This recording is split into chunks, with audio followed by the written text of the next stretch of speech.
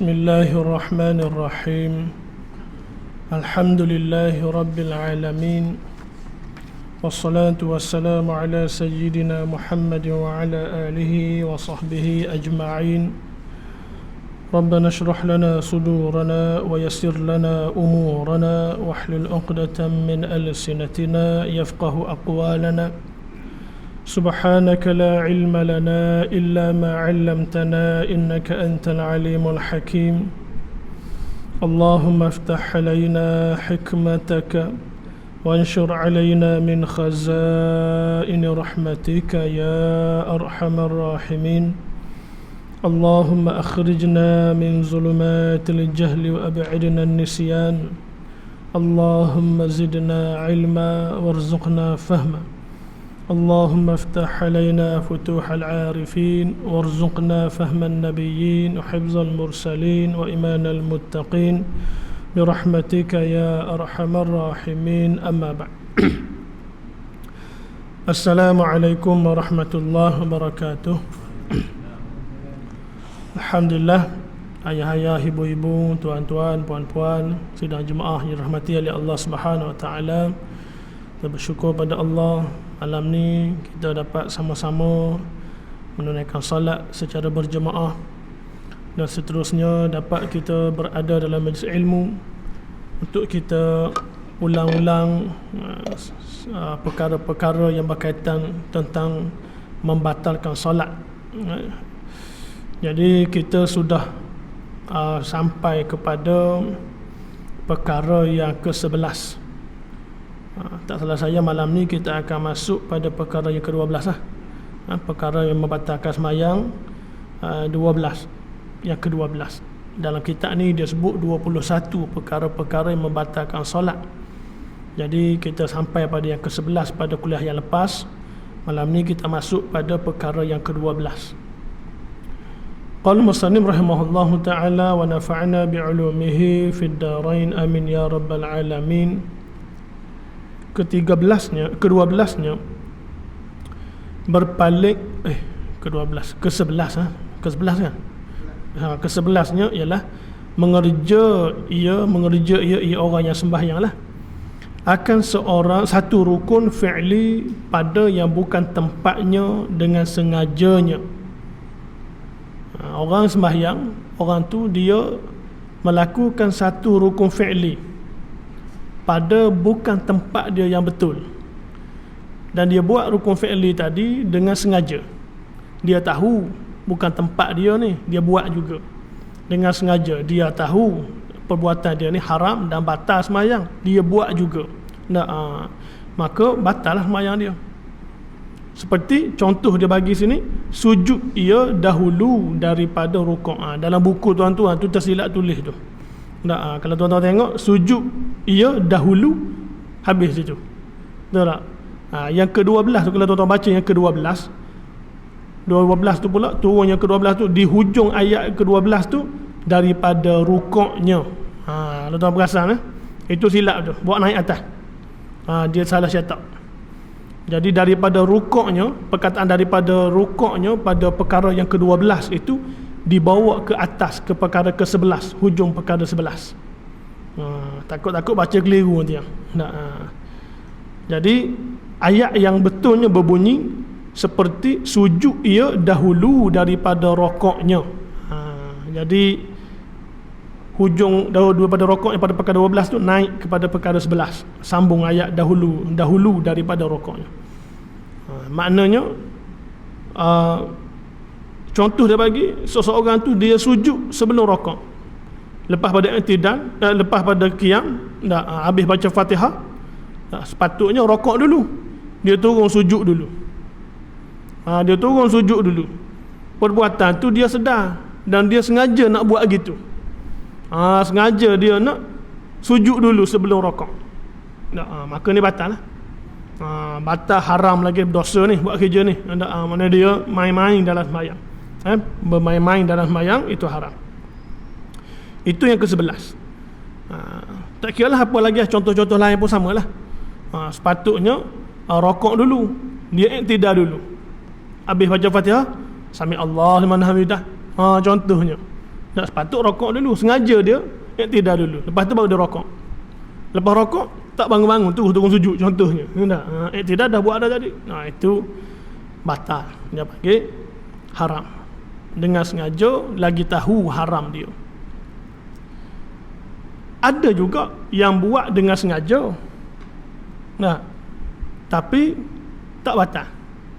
Tak haram. Macam mana? Dia ikut imam. Dia masbuk. Dia datang-datang, imam iktidal. Dia pun iktidal.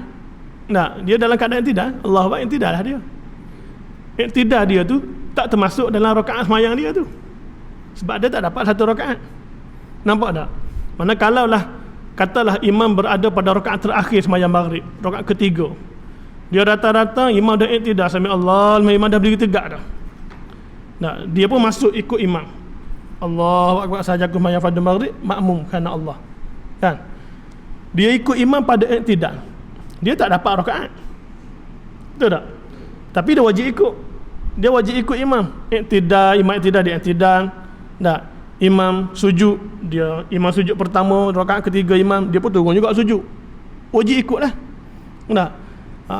Imam duduk antara sujud, Imam duduk sujud yang kedua, dia. Lepas tu imam tahiyat akhir, dia duduk tahiyat akhir. Lepas pada imam bagi salam, dia kena buat berapa rakaat? 3 rakaat. Betul tak? Sebab rakaat tadi dia tak dapat rakaat pun. Sebab syarat paling minimum untuk dapat rakaat, dia mesti sempat rokok dan tamakninah dan rokok imam. Sekarang ni dia sudah tak sempat rokok, dia datang-datang imam iktidal. Apabila imam bagi salam, dia bangunlah buat rakaat pertama dia, rakaat kedua dan rakaat ketiga. Tidakkah dia telah lebih pada rukun fi'li? Tidakkah iktidal dia telah lebih? 4 kali iktidal dah dia. Sujud dia pun dah lebih dah. Patut ada 6 sujud saja pada rakaat 3 rakaat sembahyang maghrib, tapi dia sudah buat 8 sujud. Betul tak? Sudah lebih dah dia. Dan dia buat lebih tadi tu dengan sengaja. Tapi tak batal sembahyang. Sebab apa? Sebab kedudukan situasi dia berbeza. Kerana dia masbuk. Orang masbuk wajib ikut imam, walaupun rakaatnya tidak dikira pada apa yang dia buat. Jadi nampak macam tambah rukun fi'li lah. Macam tambah rukun fi'li lah. Sujud lebih, tidak lebih. Tapi itu dibolehkan sebab dia masbuk. Itu dengan sengaja juga. Yang masuk yang batal sembahyang ke sebelah ni, dia bukan lebih begitu. Dia adalah sengaja lebih, dia bukan masbuk. Tak ada sebab. Sembahyang seorang ataupun dia sama dengan imam rakaatnya, tapi saja dia lebih. Itu batal lah sembahyang dia. Ataupun dia lebihkan rukun fi'li juga, bukan sebab masbuk. Dia sedar, dia tahu dia lebih rukun fi'li, tapi dia jahil hukumnya. Dia tak tahu, dia ingatkan boleh. Dia ingatkan boleh rokok lebih, ingatkan dapat pahala lebih rokok lebih. Orang sujud 2, dia sujud sekat 3. Sebab apa? Nak pahala banyak. Dia ingatkan boleh. Dia buat tu dengan sengaja. Dia tahu. Tapi dia ingat, dia jahil pada hukum. Hukumnya haram, tak boleh. Tapi dia ingatkan boleh. Maka orang ni pun tak batal sembahyang dia. Tak batal sembahyang. Tapi jahil ni bukan semua orang boleh pakai. Lesen jahil ni bukan semua orang boleh kata ni tekak dia. Tak. Orang-orang tertentu je. Orang yang baru masuk Islam, dia tak tahu. Tu bolehlah dimaafkan. Baru masuk Islam ni berapa lama? Mu'allah ni berapa lama? Ni 25 tahun mu'allah lagi. Ni saudara baru ni. Saudara baru. Bila masuk Islam? 1976. Tu bukan saudara baru. Tu Islam sejati dah tu. Mu'allah ni dia ada hak dia. Zaman Sayyidina Umar 3 tahun je mu'allah. Betul tak ada lah. Orang biasa lah. Sebab sahabat semua mu'allah belaka. Sayyidina Umar bukan mu'allah ke dia? Mu'allah juga, semua bahala dulu tu. Masuk Islam dia. Sahabat-sahabat ramai kebanyakannya semua bahala lah belaka sebelum Islam datangnya. Semua mu'allah belaka. Tak ada pula Sayyidina Umar declare diri dia mu'allah. 10 tahun mu'allah lagi tak ada dia. Tak ada. Itu maksudnya. Dia orang tu baru masuk Islam, baru sebulan 2 masuk Islam, tengah nak belajar lagi. Tu tak apalah, dia maafkan, boleh lah panggil jahil dia ni. Jahil ni bukan gelaran, maknanya satu satu dia panggil keringanan dalam agama.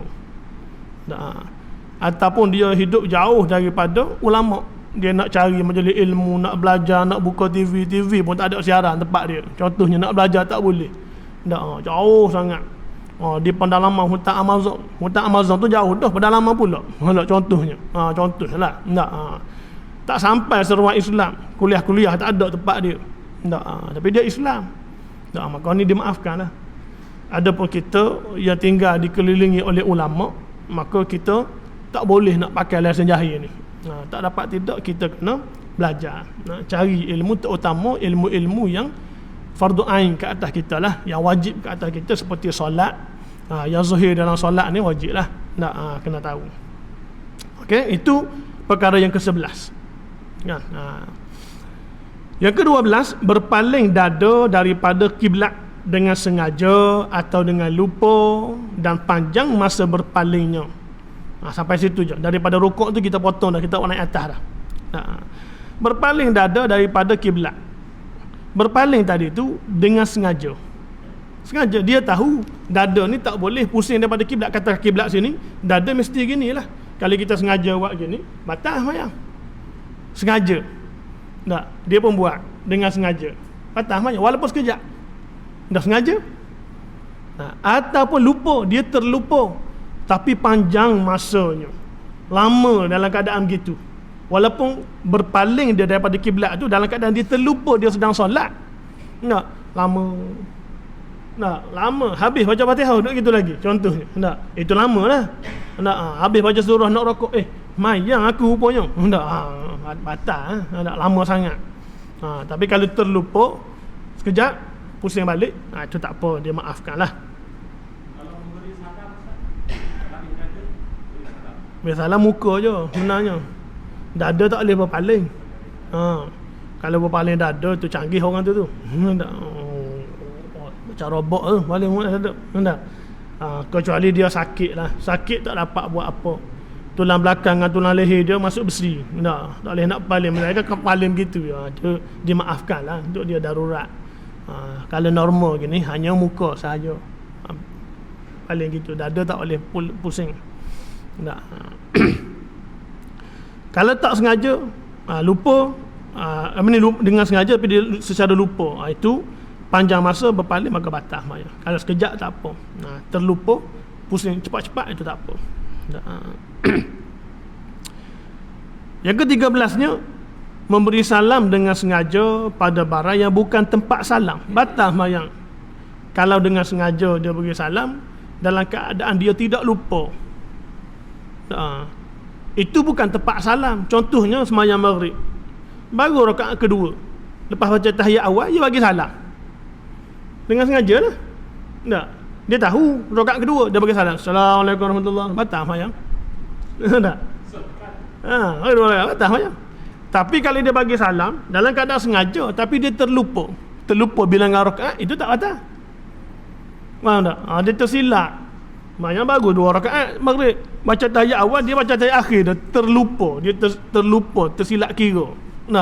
Dia bagi salam, Assalamualaikum warahmatullahi, dengan sengaja dia bagi salam.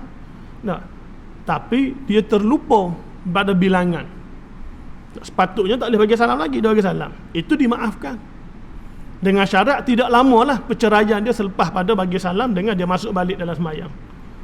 Assalamualaikum warahmatullahi, baru 2. Contohnya tak, dalam hati dia baru 2. Dia pun bangun, Allahu Akbar, sah.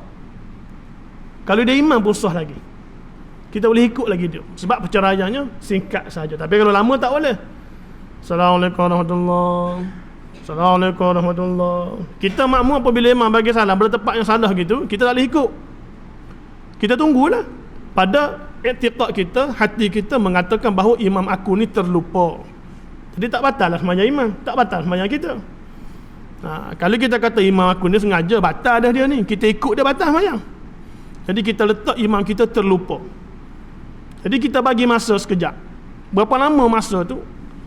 Dalam kitab-kitab kata lebih kurang dalam 6 patah perkataan antara dia bagi salam tu sebelum dia masuk balik sembahyang. Assalamualaikum warahmatullahi, Assalamualaikum warahmatullahi. Astaghfirullahalazim, astaghfirullahalazim, astaghfirullahalazim, 2 batah perkataan dah. 3 kali astagfirullah habis 6 batah tu. Gitulah anggaran masuk. Jadi apabila dia dah lama sangat dah, kita pun bangun lah.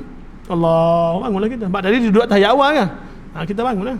Rakaat kedua kita boleh bangun. Kita boleh tunggu tempat di tahiyat, tempat duduk. Barulah kita berpisah dengan dia. Tak ada apa dah, dia bukan lagi imam kita. Tapi kalau dia masuk sekejap, dia berhenti sekejap saja, Assalamualaikum warahmatullahi. Dia tengok orang semua bangun, Assalamualaikum, dia bangun, Allahu Akbar. Itu masih imam kita lagi, sah lagi, kita ikut dia. Walaupun dia bagi salam dengan sengaja, tapi salam dia itu secara terlupa. Yang kata batal ni, bagi salam dengan sengaja bukan pada tempat dia ni, memang sengaja dia nak bagi salam dan dia ingat pun rakaat dia tu. Dia tahu semayang dia tak habis lagi, baru 2 rakaat, sengaja dia bagi salam, batal semayang. Perkara batal semayang ni tak semesti buat tuan-tuan. Niat ada detik dalam hati je nak berhenti semayang, batal terus, tak buat lagi. Kalau hujan aku nak berhenti akad kain, batal terus semayang kita, sebab dia panggil main-main dah dalam semayang tu. Apatah lagi buat, dah buat dah dengan sengaja. Baru tahiyat awal bagi salam lah, ringkas sikit semayang lagi ni, batal semayang. Dah buat dah, batal semayang. Bahkan dalam kitab-kitab lain kata, dia berazam untuk buat perkara membatal pun boleh batal dah semayang dia. Bukan, dia berazam nak buat 3, tapi dia buat 2, contohnya pergerakan 3 batal semayang, dia nak buat 3, tapi dia buat 2 dulu, batal dah semayang dia.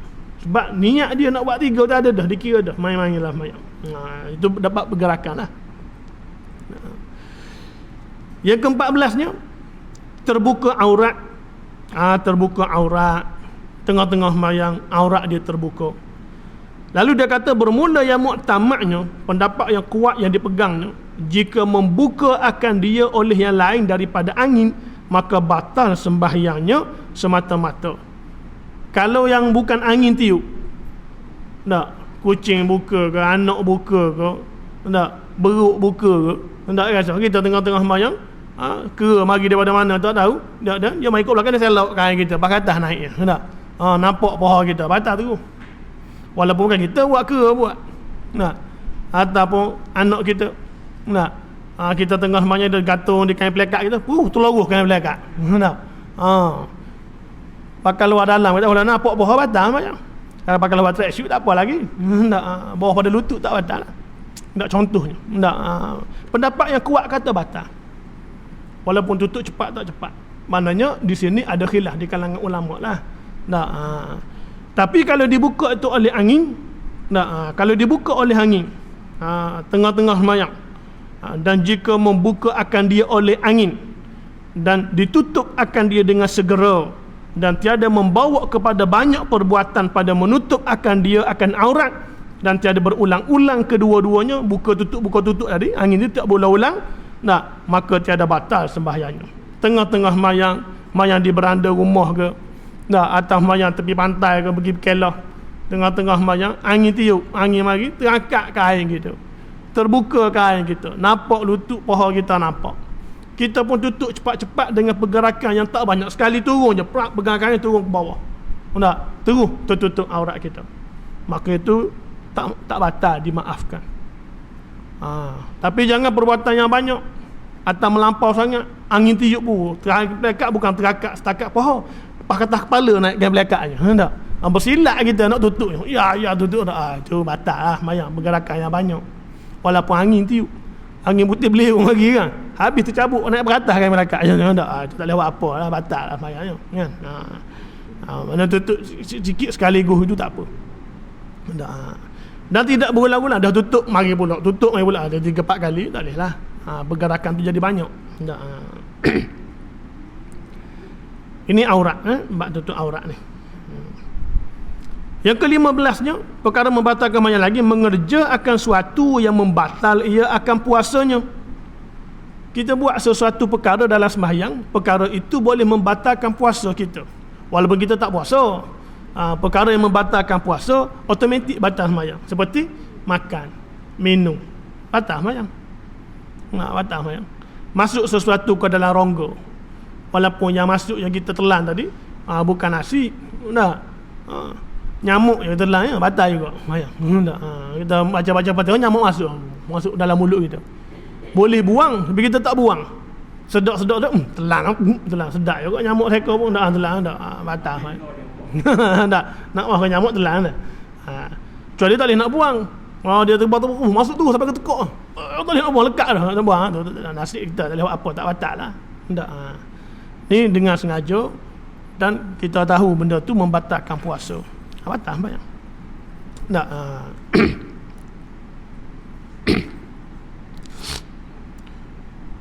Telan kahak.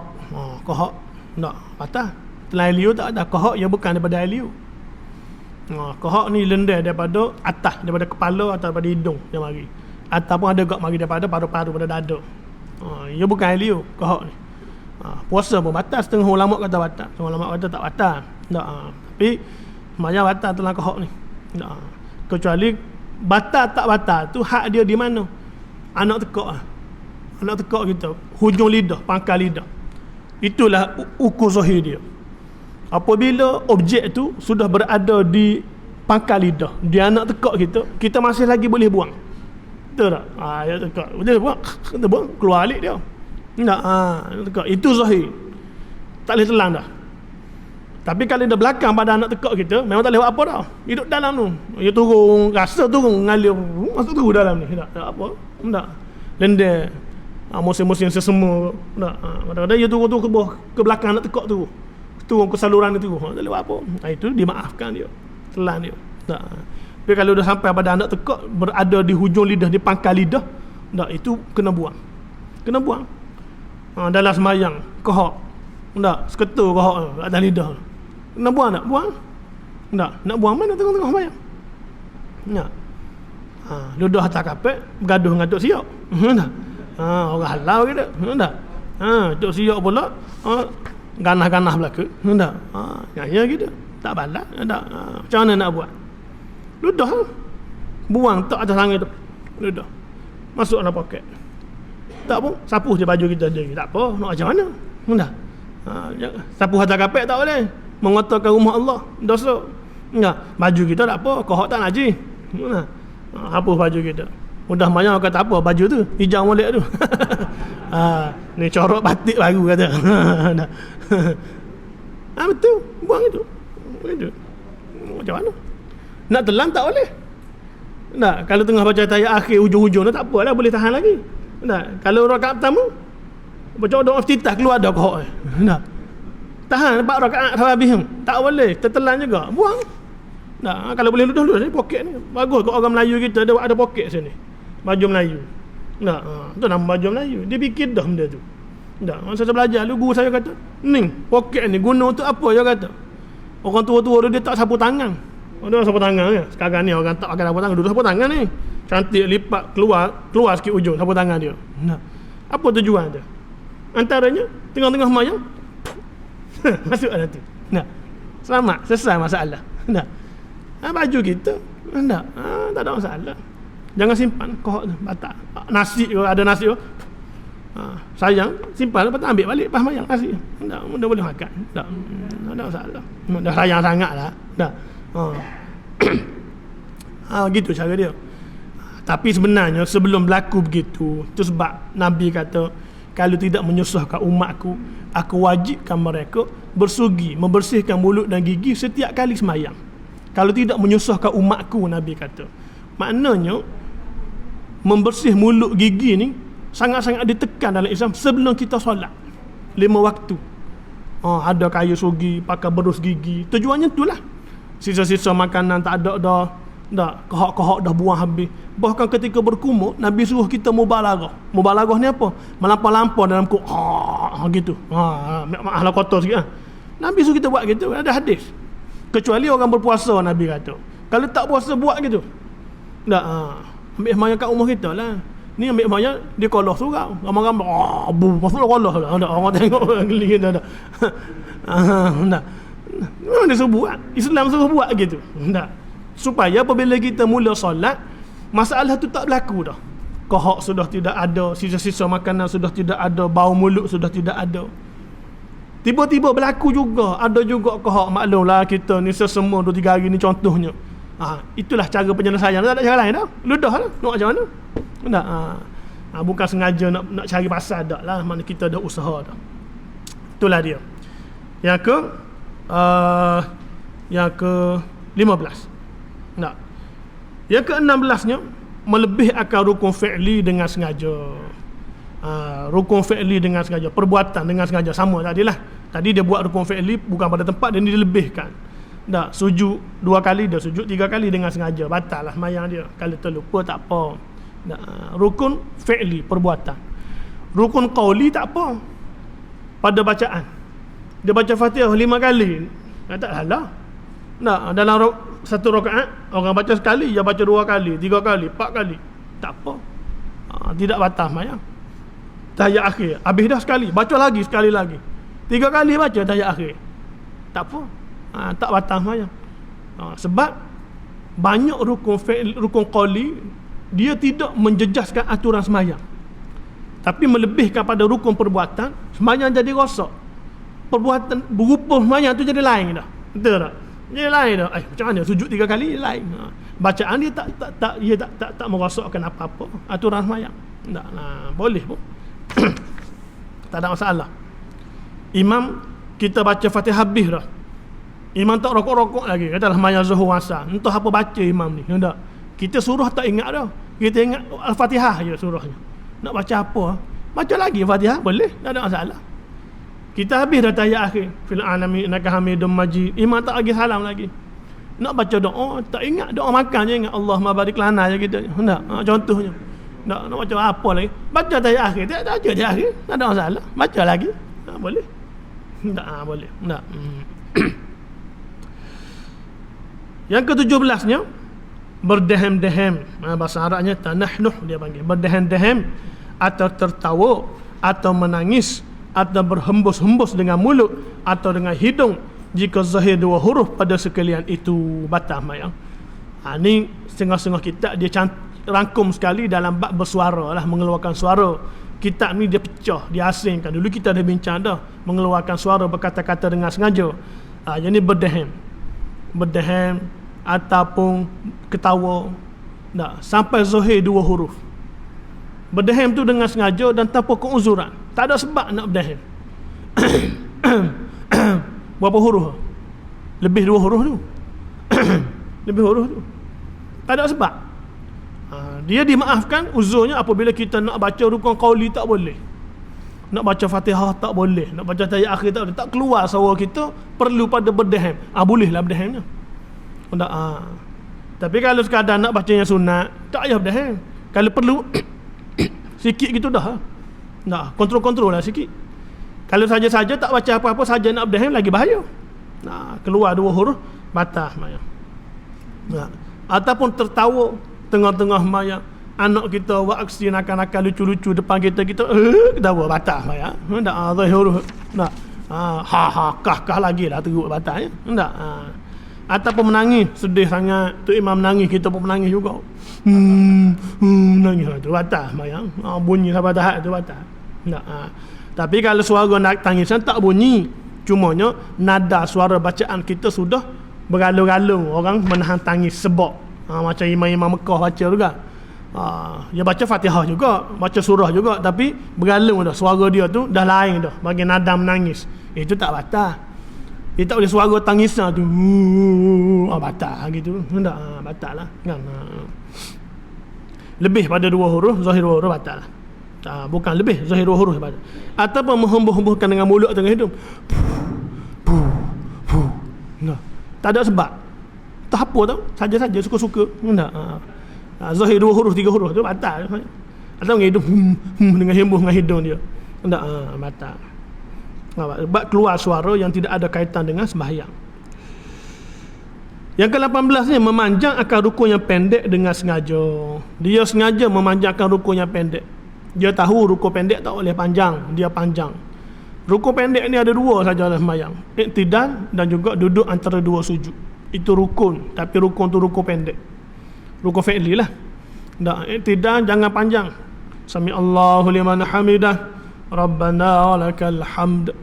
Ada bacaan yang kita boleh baca, hamdan kathiran tayyiban mubarakan fih, cukuplah.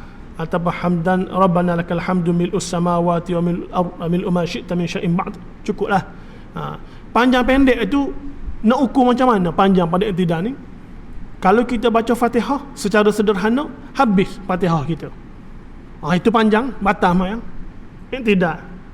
Kalau baca Fatihah dengan sederhana, bacaan dia betul tepat, ikut hukum tajwid apa semua dengan sederhana, boleh habis. Maknanya i'tidal tu sudah sama dengan qiyam. Batal.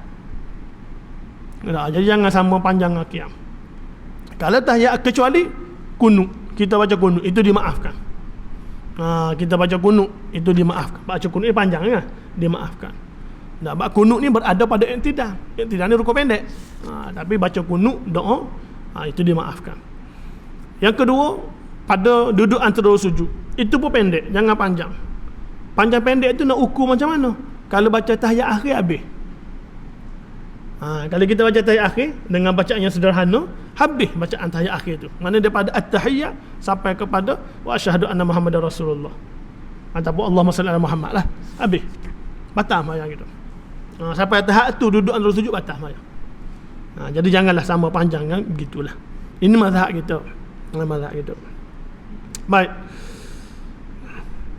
Yang ke-19-nya, terkemudian makmum daripada imamnya ataupun terdahulu makmum daripadanya pada imam dengan dua rukun fi'li kedua-duanya dengan ketiadaan uzur. Makmum cepat pada imam ataupun makmum lambat daripada imam. Cepat lambat itu dengan dua rukun perbuatan, bukan rukun bacaan, dengan dua rukun perbuatan, dan telah sempurna kedua-dua rukun tu. Rukun yang kedua tu dah sempurna, batal mayang. Contoh, imam qiyam, makmum qiyam, sama-sama baca Fatihah surah. Imam tak rokok lagi, makmum rokok dulu. Ini contoh bagi makmum cepat pada imam. Makmum rokok, Allahu akbar, dia rokok. Imam diri lagi. Dia pun i'tidal, sami Allahu liman hamidah, imam masih lagi berdiri. Apabila dia i'tidal, imam masih lagi berdiri, dia telah cepat pada imam satu rukun perbuatan, iaitu rokok telah sempurna. Dia pun turun sujud, Allah, dia bongkok sujud sampai pada hak rokok, bongkok sujud ke bawah, imam masih lagi berdiri, maka dia telah cepat pada imam, tinggalkan imam dua rukun perbuatan. Telah sempurna rukun yang kedua, i'tidal telah sempurna. Rokok dan i'tidal telah sempurna, maka batal automatik sembahyang dia. Batal sembahyang. Dengan sengajalah. Dosa dan batal. Dosa ni satu rukun dosa dah. Imam tak rokok, dia rokok dah, dia i'tidal, imam masih lagi berdiri, qiyam, dosa dapat dah, tapi tak batal sembahyang. Dua rukun batal. Ataupun imam tinggal dia macam tu juga. Imam rokok, dia tak rokok lagi berdiri. Sebab apa berdiri? Tak ada sebab. Fatihah habis dah, lepas tu saja duk tengok kipas baru beli. Tak, tengok jenama, KDK rupanya kipas ni laju, contohnya. Tak, patut sejuk pun. Tengok lampu, cantik lampu, nak pasang kat rumah, contohnya. Tak, imam i'tidal, dia duk tengok lampu, duk bilang mental lampu lagi, contohnya. Tak, imam turun sujud, duk berdiri lagi, duk tengok lampu lagi. Tak, batal sembahyang, automatik batal. Sebab dua rukun telah sempurna. Itu. Jadi kita boleh kias lah kat mana-mana, bukan semestinya masa qiyam saja. Masa sujud, kadang-kadang orang bangun dulu pada imam masa sujud. Tak, imam sujud pertama tak bangun lagi, dia bangun dah. Allahu akbar, dia bangun. Dia tengok imam sujud, dia bangun dah. Lepas tu tak, dia sujud pula kedua. Imam sujud pertama lagi, dia pun bangun pula pada sujud kedua. Bila dia bangun pada sujud kedua, tak, batal. Dua rukun telah sempurna. Sujud apa ni, duduk antara sujud telah sempurna, dan juga sujud kedua telah sempurna. Imam masih lagi sujud pertama, batal sembahyang. Itu contohlah, contoh. Tapi kalau tak sengaja ataupun ada keuzuran, tak batal sembahyang. Tak sengaja, tak, dia sembahyang belakang tabir, dia tak nampak imam, ataupun dia tingkat atas, imam tingkat bawah, dia tak nampak imam, blackout pula, bunyi Allah, Allah, dia pun rokok, imam tak rokok, rupanya Allah, orang masuk sembahyang, orang masbuk mari takbir tu ihram, dia ingat kau, dia bergerak lah. Tak, Sesedar tengok dia dulu pada imam, itu tak batal sembahyang. Sebab pergerakan dia tadi dia sudah keliru. Itu tidak membatalkan sembahyang dia. Ataupun dia mufarakah dengan imam, sembahyang sama-sama dengan imam, tapi bagi dia ada sesuatu keuzuran pada hak dia atau pada imam, dia pun mufarakah, berpisah pada imam. Apabila berpisah dia imam, dia tak boleh ikut imam, dia sembahyanglah dulu pun, lambat tak kisahlah, itu tak ada kena-mengena lah, tak batal sembahyang dia. Kadang-kadang kita tengok orang gitu, kadang-kadang boleh jadi dia mufarakah. Mana dia berpisah, dia dah keluar daripada jemaah tersebut, dia tak ikut imam dah. Hati ya.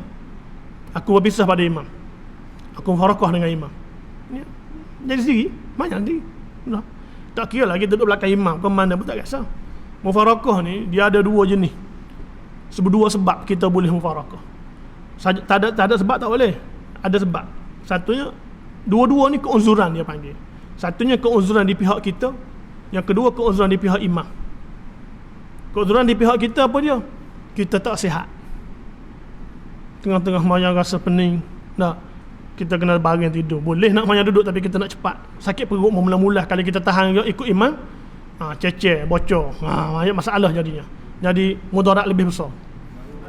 Darurat lah. Nak keluar boleh, tapi rasa sempat ni aku sudah sembahyang ni, rakaat akhir dah pun, tapi tu imam tak apa, dia buat baca Fatihah 7 lagu yang bawa dia lambat dah. Kita dah geram dah contohnya kan. Kita mufarakah lah. Boleh pahala tak kurang, 27 dapat. Bab uzur. Lagu Nahwa, Hijah, Habis, Raihan semua masuk lagu. Contohnya tak. Contohnya. Ataupun imam baca panjang sangat, surah panjang.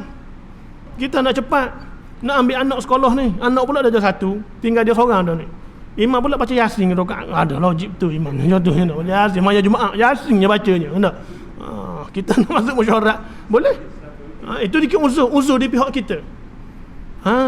Mufarakah tak apa. Tak. Boleh pahala 27 sama dengan orang lain juga sama. Yang kedua, keuzuran di pihak imam. Imam uzur. Antaranya contoh dia, imam tak buat sunat-sunat yang ditekan dalam sembahyang. Tahiyat awal tak baca, kunut tak baca, sujud sejadah tak baca. Kita nak baca. Tak. Kita nak buat sujud sejadah, dia tak nak buat contohnya. Itu sunat-sunat yang ditekan.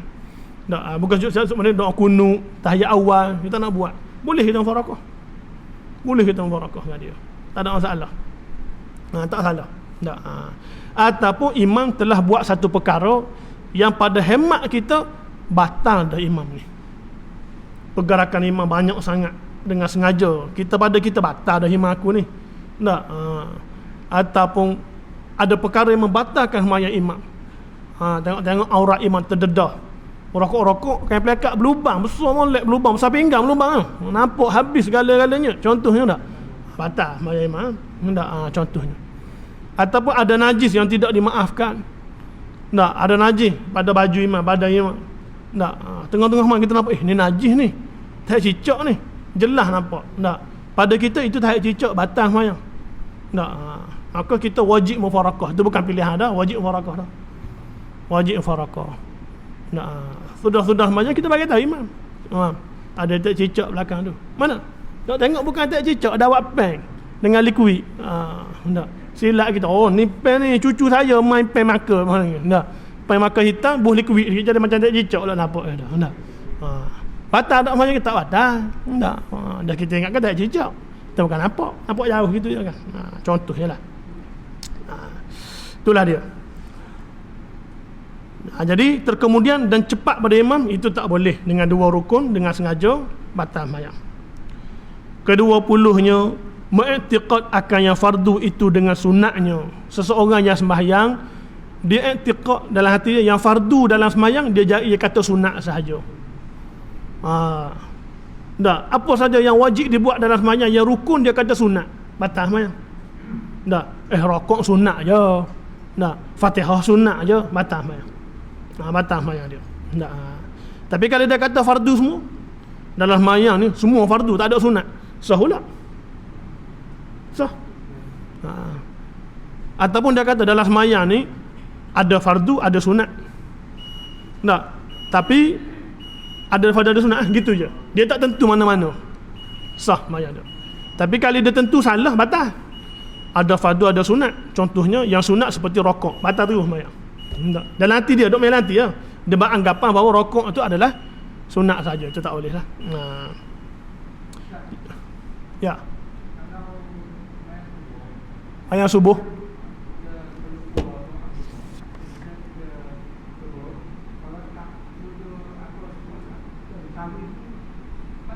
Tak batal. Kita terlupa baca kunut. Kita dah turun sujud dah. Apabila turun sujud, kita tak boleh naik dah. Jadi sunat kitanya untuk tampal pahala yang kosong tadi, yang kurang tadi, dengan cara sujud sahwi 2 kali. Sujud sahwi itu sunat pada hak orang sembahyang seorang dan juga pada hak imam, tidak pada hak makmum. Jadi kita katalah kita sembahyang seorang ataupun kita imam, kita tak sujud sahwi, batal tak sembahyang kita? Tak batal. Tak batal. Cuma kalau imam tak sujud sahwi, sunat bagi makmum yang lain sujud sahwi selepas pada imam bagi salam, sebelum makmum bagi salam, untuk menampal kelompongan pahala semua tadi. Imam kita tak sujud sahwi, dia jadi tinggal kunut dengan sengaja, dia tak sujud sahwi. Bagi salam macam biasa, Assalamualaikum warahmatullahi wabarakatuh. Jadi kita tunggu dia bagi salam, sebelum kita bagi salam, kita sujud sahwi 2 kali. Di atas kesilapan imam tadi. Maka seluruh orang yang sembahyang tu tertampar pahala, termasuk imam. Okay. Tapi kalau imam sujud sahwi, makmum belakang wajib sujud sahwi, tak ada pilihan. Tu sipir dia. Sujud sahwi ni tak wajib pada buat, sunat pada tinggal. Tu teori dia lah. Saya buat gitulah, nak ingat mudahnya. Tak ada dalam kitab pun. Maknanya imam buat, wajib buat, tak ada pilihan. Imam tak buat, sunat kita buat. Itu dalam sembahyang jemaah lah. Kalau sembahyang seorang, kita tertinggal kunut, tertinggal tahiyat awal, sunat sujud sahwi. Kalau kita tak sujud, sembahyang tak batal, cumanya pahala kurang. Baik, kita habiskan yang terakhir sekali, ke-21 perkara membatalkan sembahyang, murtad wal iyazubillah, berlindung kita dengan Allah daripada wal iyazubillah min zalik lah. Tengah-tengah sembahyang mari murtad lah. Niat murtad tu masuk dalam hati dia, dan dia pun pegang dengan niat tadi, dengan bisikan tadi, na'uzubillah. Seperti Allah ni tak wujud, dia kata. Tak. Allah ada 2 contohnya, na'uzubillah lah. Tak.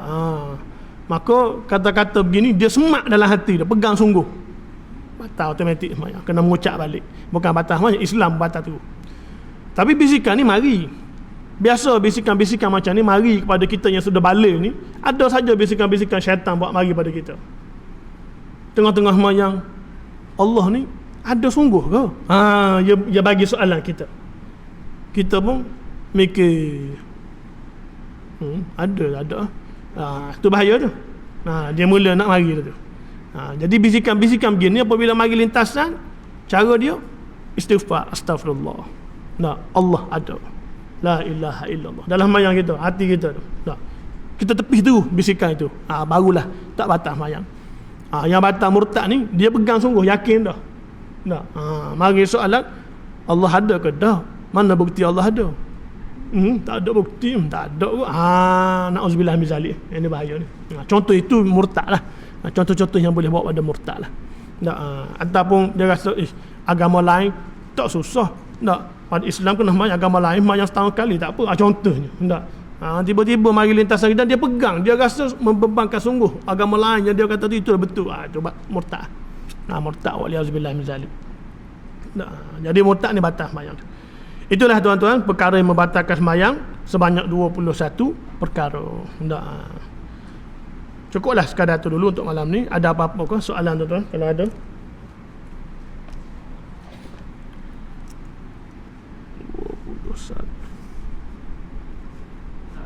Ya.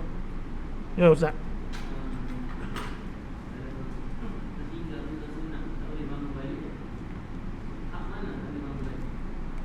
Benda sunat abad lah.